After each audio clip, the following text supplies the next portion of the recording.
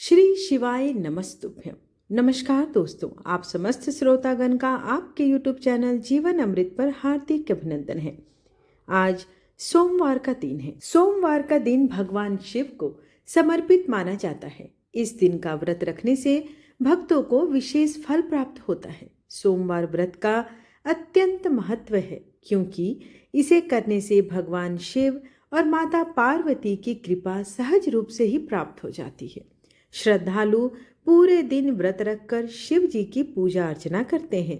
शिवलिंग पर जल, बेलपत्र, दूध, धतूरा और पुष्प चढ़ाते हैं। ऐसी मान्यता है कि सोमवार व्रत करने से विवाह में आ रही बाधाएं दूर हो जाती है। साथ ही दाम्पत्य जीवन में सुख शांति सदैव बनी रहती है और भक्त की सभी मनोकामनाएं पूर्ण होती है। विशेषकर अविवाहित कन्याएं इस व्रत को उत्तम वर की प्राप्ति हेतु करती है। इस प्रकार सोमवार व्रत का पालन करने से भक्त को भगवान शिव का आशीर्वाद प्राप्त होता है और जीवन में सुख समृद्धि का मार्ग भी प्रशस्त होता है। सोमवार व्रत का महत्व अत्यधिक है। इस व्रत को करने से जीवन के सभी कष्ट दूर हो जाते हैं और मनुष्य को सुख शांति व समृद्धि की प्राप्ति होती है। शिव जी का जलाभिषेक, बिल्व पत्र अर्पण और सच्चे मन से की गई प्रार्थना भक्त को अपार पुण्य प्रदान करती है। इस व्रत से विवाह में आ रही अड़चनें दूर होती हैं, वैवाहिक जीवन मधुर बनता है और भक्त को भगवान शिव तथा माता पार्वती का आशीर्वाद प्राप्त होता है। हे भोलेनाथ, आपकी कृपा से हमारे जीवन में सुख शांति, समृद्धि और भक्ति सदैव बनी रहे। आप सभी को जीवन अमृत चैनल की ओर से सोमवार व्रत की हार्दिक शुभकामनाएं। नारद पुराण के अनुसार सोमवार व्रत में व्यक्ति को प्रातः स्नान करके शिव जी को जल और बेलपत्र चढ़ाना चाहिए तथा शिव गौरी की पूजा अर्चना करनी चाहिए। शिव पूजन के बाद सोमवार व्रत कथा अवश्य सुननी चाहिए। इसके बाद केवल एक ही समय भोजन करना चाहिए।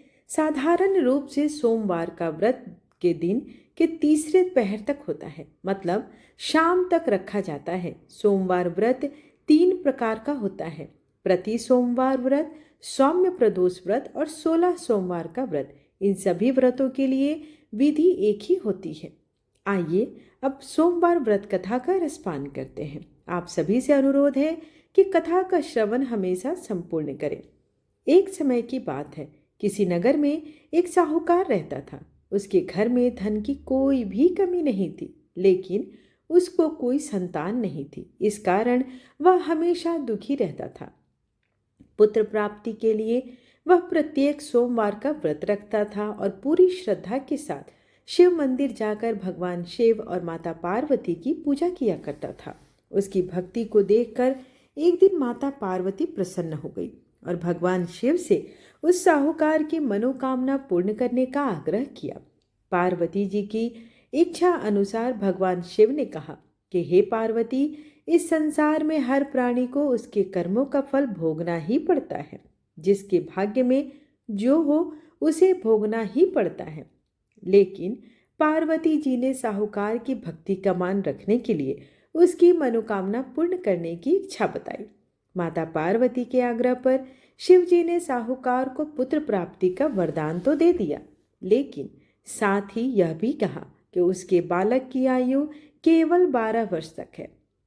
माता पार्वती और भगवान शिव की बातचीत को साहूकार सुन रहा था। उसे ना तो इस बात की खुशी थी और ना ही दुख। वह पहले की ही तरह शिव जी की पूजा अर्चना पूरी श्रद्धा भाव से ही करता था। कुछ समय के बाद साहूकार के घर में एक पुत्र का जन्म हुआ। जब वह बालक 11 वर्ष का हुआ तो उसे पढ़ने के लिए काशी भेज दिया। साहूकार ने पुत्र के मामा को बुलवाकर उसे बहुत सारा धन दिया और कहा कि तुम इस बालक को काशी विद्या प्राप्ति के लिए ले जाओ और मार्ग में यज्ञ कराना। जहाँ भी यज्ञ कराओ वहाँ ब्राह्मणों को भोजन कराते और दक्षिणा देते हुए जाना। दोनों मामा भांजे इसी तरह यज्ञ कराते और ब्राह्मणों को दान दक्षिणा देते काशी की ओर चल पड़े। रात में एक नगर पड़ा जहाँ नगर के राजा की कन्या का विवाह था, लेकिन जिस राजकुमार से उसका विवाह होने वाला था वह एक आंख से काना था। राजकुमार के पिता ने अपने पुत्र के काना होने की बात को छुपाने के लिए एक चाल सोची। साहूकार के पुत्र को देखकर उसके मन में एक विचार आया। उसने सोचा, क्यों ना इस लड़के को दूल्हा बनाकर राजकुमारी से विवाह करा दूं। विवाह के बाद इसको धन देकर विदा कर दूंगा और राजकुमारी को अपने नगर ले जाऊंगा। लड़के को दूल्हे के वस्त्र पहनाकर राजकुमारी से विवाह कर दिया गया। लेकिन साहूकार का पुत्र ईमानदार था। उसे यह बात न्याय संगत नहीं लगी। उसने अवसर पाकर राजकुमारी के चुन्नी के पल्ले पर लिखा कि तुम्हारा विवाह तो मेरे साथ हुआ है, लेकिन जिस राजकुमार के संग तुम्हें भेजा जाएगा वह एक आंख से काना है। मैं तो काशी पढ़ने को जा रहा हूं। जब राजकुमारी ने चुन्नी पर लिखी बातें पढ़ी तो उसने अपने माता पिता को सारी बात बता दी। राजा ने अपनी पुत्री को विदा नहीं किया, जिससे बारात वापस चली गई। दूसरी ओर साहूकार का लड़का और उसका मामा काशी पहुंचे और वहां जाकर उन्होंने यज्ञ किया। जिस दिन लड़के की आयु 12 साल की हुई उसी दिन यज्ञ रखा था। लड़के ने अपने मामा से कहा कि मेरी तो आज कुछ तबीयत ठीक नहीं है। मामा ने कहा, कोई बात नहीं, तुम अंदर जाकर सो जाओ। शिव जी के वरदान के अनुसार कुछ ही देर में उस बालक के प्राण पखेरु निकल गए। मृत भांजे को देख उसके मामा ने विलाप शुरू किया। संयोगवश उसी समय शिवजी और माता पार्वती उधर से जा रहे थे। पार्वती जी ने भगवान से कहा, स्वामी, मुझे इसके रोने के स्वर सहन नहीं हो रहा। आप इस व्यक्ति के कष्ट को अवश्य दूर करें। जब शिवजी मृत बालक के समीप गए तो वह बोले कि यह उसी साहूकार का पुत्र है जिसे मैंने 12 वर्ष की आयु का वरदान दिया। अब उसकी आयु पूरी हो चुकी है। लेकिन मातृभाव से विभोर माता पार्वती ने कहा कि हे महादेव, आप इस बालक को और आयु देने की कृपा करें, अन्यथा इसके वियोग में इसके माता पिता भी तड़प तड़प कर मर जाएंगे। माता पार्वती के आग्रह पर भगवान शिव ने उस लड़के को पुनः जीवित कर दिया। शिव जी की कृपा से वह लड़का जीवित हो गया। शिक्षा समाप्त करके लड़का मामा के साथ अपने नगर की ओर चल दिया। दोनों चलते हुए एक दिन फिर उसी नगर में पहुंचे जहां उसका विवाह हुआ था। उस नगर में भी उन्होंने यज्ञ का आयोजन किया। उस लड़के के ससुर ने उसे पहचान लिया और महल में ले जाकर उसकी खातिरदारी की और अपनी पुत्री को उसके साथ विदा कर दिया।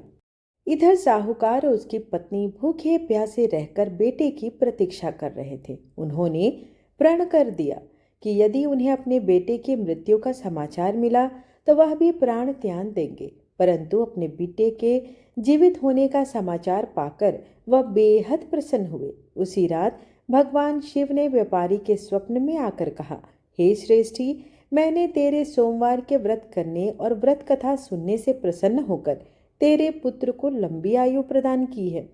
इसी प्रकार जो कोई सोमवार व्रत करता है या कथा सुनता है और पढ़ता है उसके समस्त दुख दूर हो जाते हैं और सभी मनोकामनाएं भगवान भोलेनाथ की कृपा से पूर्ण हो जाते हैं। तो दोस्तों, आप भी भगवान भोलेनाथ के इस पावन व्रत को करिए और अगर करते हैं तो कथा का श्रवण अवश्य करिए। जय शिव ओंकारा, ओम जय शिव ओंकारा।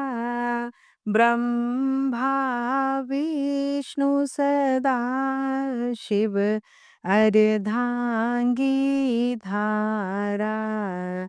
ओम जय शिव ओंकारा, एकानन चतुरानन पंचानन राजे। हंसासन गरुड़ासन वृषवाहन साजे।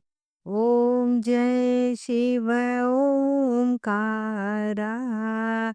दो भुजे चार चतुर भुजे, 10 भुजे अति सोहे। त्रिगुण रूप निरखते, त्रिभुवन जन मोहे। ॐ जय शिव ओंकारा अक्षमाल वनमाला मुंडमाला धारी चिंदन मृगमद सोहे भाले शशिधारी ॐ जय शिव ओंकारा श्वेतांबर पीतांबर बाघंबर अंगे सनकादिक गरुड़ादिक भूतादिक संगे ॐ जय शिव ओंकारा करके मध्य कमंडलु चक्र त्रिशूलधारी सुखकारी दुखकारी जगपालनकारी ॐ जय शिव ओंकारा ब्रह्मा विष्णु सदा शिव जानत अविवेका प्रणवाक्षरे में शोभित ये तीनों एका ॐ जय शिव ओंकारा काशी में विश्वनाथ विराजते नंदी ब्रह्मचारी नित उठी भोग लगावते महिमाति भारी ॐ जय शिव ओंकारा त्रिगुण शिव जी की आरती जो कोई नर गावे कहत शिवानंद स्वामी मन वांछित फल पावे ॐ जय शिव ओंकारा कर्पूर गौरम करुणावतारम संसार सारम भुजगेन्द्रहारं सदा वसन्तं हृदयारविन्दे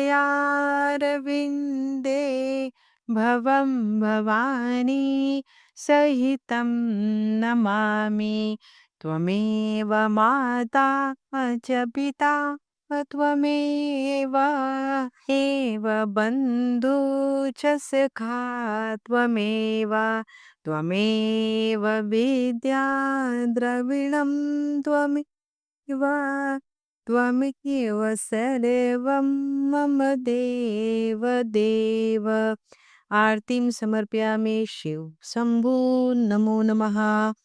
आशा करती हूँ कि आपको आज की कथा और आज की वीडियो पसंद आई हो। वीडियो पसंद आए तो एक लाइक अवश्य करें और सब्सक्राइब जरूर करें ताकि मेरे आने वाली वीडियोस की नोटिफिकेशंस आप तक समय पर पहुंच सके। धन्यवाद।